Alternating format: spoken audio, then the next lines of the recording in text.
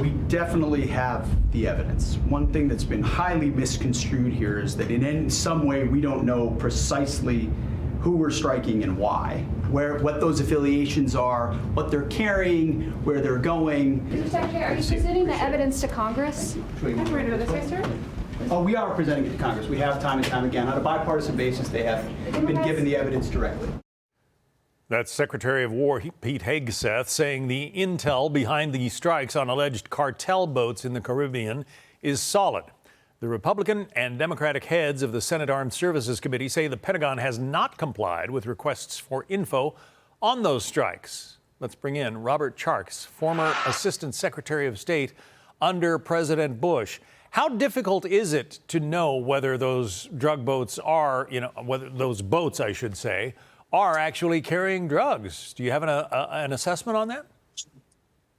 Yeah, so as a guy that worked in the Reagan White House and a guy that was the assistant secretary responsible for a lot of those kinds of programs in my day, at the end of the day, we know, I was also 10 years Navy intelligence, we know that those are boats that are carrying very dangerous, high-potency drugs. All the president is doing is calling a spade, and essentially implementing a national security policy that goes legally as the extension of the policies we already have in place. We have in place policies that support foreign countries doing shoot-down programs with drug-laden airplanes if they have the intel for it. We also have a policy in place where the U.S. Coast Guard is able to use Black Hawk helicopters and shoot out the engines of drug boats. This is just an extension, and it's actually quite logical if you think about it. We lost, 58,000 young people in Vietnam. We lose 80,000 young people to the 8 major drug cartels that show up in the United States every year. And the president is saying, look, we need deterrence again. You need to know we're serious about protecting our national security,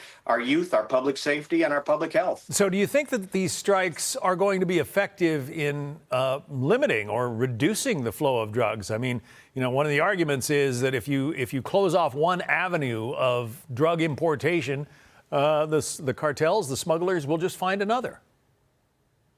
Look, whether you're talking about a national level program or a state level program, there are always 5 pieces. One is source country programs. You need to be supportive of stopping the flow in. The second is interdiction. The third is treatment. The fourth is prevention. And the last is, and most importantly, in some ways, domestically law enforcement. What the president's doing is saying we are going to deter you in the transmission of the drugs. We're going to stop you mid-ocean, whether it's Caribbean or the EPAC, Eastern Pacific. And so don't take for granted anymore. And the old rule of thumb is that if you can create deterrence in 25% of the transit zone, you will in fact turn back a lot of these drugs. So I think what he's doing is saying, we're not going to take this for granted anymore. We're going to go after it. We're going to stop you. And frankly, there are other countries you can traffic to, but the United States is one that you will know you'll pay a high cost if you try to traffic here. Some members of Congress are complaining that they're kind of being kept in the dark about all this. Even Republicans, like Senator John Kennedy of Louisiana, say they'd like to hear more from the administration. Listen. I think it's time for a briefing. I would strongly encourage Secretary Rubio to call a press conference and just explain to the American people what's going on and why he's doing the right thing, and take questions. And then a lot of this will go away.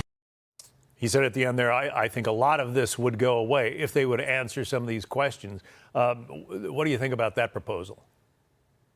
Yeah, so I will tell you that Senator Kennedy is one of the people I respect the most in the United States Senate. Clearly one of the smartest guys in the mix. And I was also an oversight counsel, ran the largest part of oversight of defense for 5 years. There's no question that Congress has a right to hear the information. A select group of members are typically the ones, they do it up in the bubble room at the top of the Capitol. And yeah, they undoubtedly will get briefs over time. I think part of the problem right now is that there is a bit of a trust issue between the Democrats and the White House. And I understand that. There were times when the Democrats have actually been given classified information and turned around and gave it to the press. So I think there have to be provisions in place that make sure that information transmitted that's classified doesn't go outside those realms, or you give up sources and methods. But bottom line is, I think Congress will get the information. I think Senator Kennedy is right. They deserve to get it. I think the White House is right in that they are ramping up the deterrent that is going to stop drugs from getting into this country. And frankly, in a state here in Maine where we had 10,000 overdoses last year, and I am running as governor to stop that. I'm running for governor to stop that. The bottom line is we are in a position where the nation is at threat. This is a national security threat, and we have to literally confront it in every possible way. Robert Charles, former Assistant Secretary of State. We appreciate your insights. Thanks. Thank you. Hey everyone, I'm Emily Campagno. Catch me and my co-hosts Harris Faulkner and Kaylee McEnany on Outnumbered every weekday at 12 p.m. Eastern, or set your DVR. Also, don't forget to subscribe to the Fox News YouTube page for daily highlights.